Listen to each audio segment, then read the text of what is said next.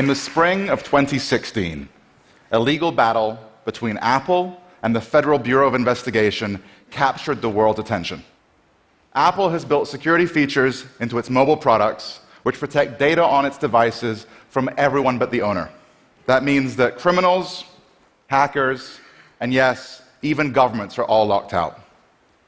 For Apple's customers, this is a great thing, but governments are not so happy. You see, Apple has made a conscious decision to get out of the surveillance business. Apple has tried to make surveillance as difficult as possible for governments and any other actors. So there are really two smartphone operating systems in the global smartphone market, iOS and Android. iOS is made by Apple, Android is made by Google. So Apple has spent a lot of time and money to make sure that its products are as secure as possible. Apple encrypts all data stored on iPhones by default, and text messages sent from one Apple customer to another Apple customer are encrypted by default without the user having to take any actions. What this means is that if the police sees an iPhone and it has a password, they'll have a difficult time getting any data off of it if they can do it at all. In contrast, the security of Android just really isn't as good. Android phones, or at least most of the Android phones that have been sold to consumers, do not encrypt data stored on the device by default, and the built-in text messaging app in Android does not use encryption. So if the police sees an Android phone, chances are they'll be able to get all the data that they want off of that device. Two smartphones from two of the biggest companies in the world, one that protects data by default and one that doesn't. Apple is a seller of luxury goods. It dominates the high end of the market. And we would expect a manufacturer of luxury goods to have products that include more features. But not everyone can afford an iPhone. That's where Android really dominates, at the middle and low end of the market. Smartphones for the 1.5 billion people who cannot or will not spend $600 on a phone. But the dominance of Android has led to what I call the digital security divide.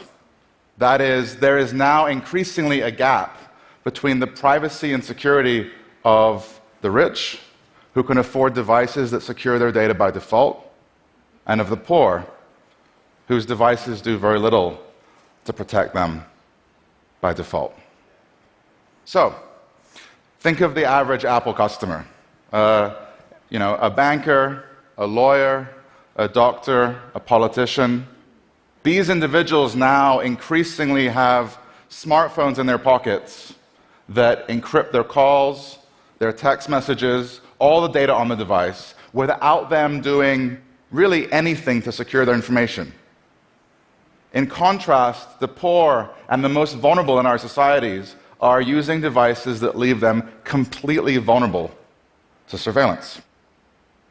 In the United States, where I live, African Americans are more likely to be seen as suspicious, or more likely to be profiled, and are more likely to be targeted by the state with surveillance. But African Americans are also disproportionately likely to use Android devices that do nothing at all to protect them from that surveillance. This is a problem. We must remember that surveillance is a tool.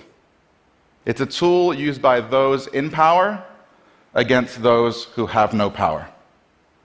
And, while I think it's absolutely great that companies like Apple are making it easy for people to encrypt, if the only people who can protect themselves from the gaze of the government are the rich and powerful, that's a problem.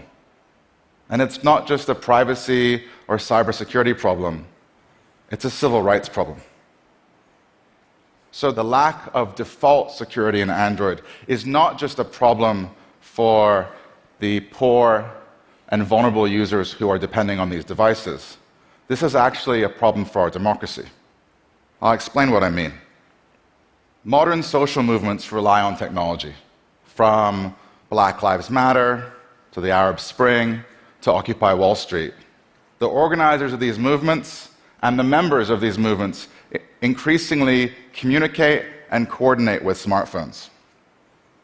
And so naturally, governments that feel threatened by these movements will also target the organizers and their smartphones. Now, it's quite possible that a future Martin Luther King or a Mandela or a Gandhi will have an iPhone and be protected from government surveillance. But chances are they'll probably have a cheap $20 Android phone in their pocket. And so if we do nothing to address the digital security divide, if we do nothing to ensure that everyone in our society gets the same benefits of encryption and is equally able to protect themselves from surveillance by the state, not only will the poor and vulnerable be exposed to surveillance, but future civil rights movements may be crushed before they ever reach their full potential. Thank you.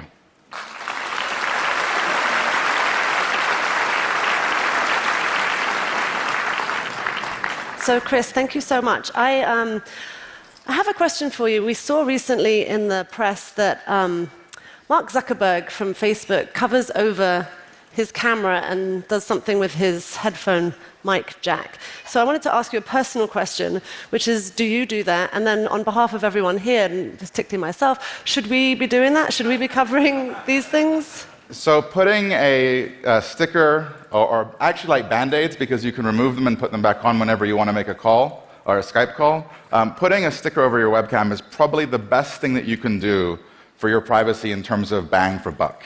There really is malware, malicious software out there that can take over your webcam even without the light turning on. This is used by criminals. This is used by stalkers. You can sort of buy $19.99 spy on your ex-girlfriend software online. It's really terrifying. And then, of course, it's used by governments. And there's obviously a sort of sexual violence component to this, which is that this kind of surveillance can be used most effectively against women and other people who can be shamed in our society.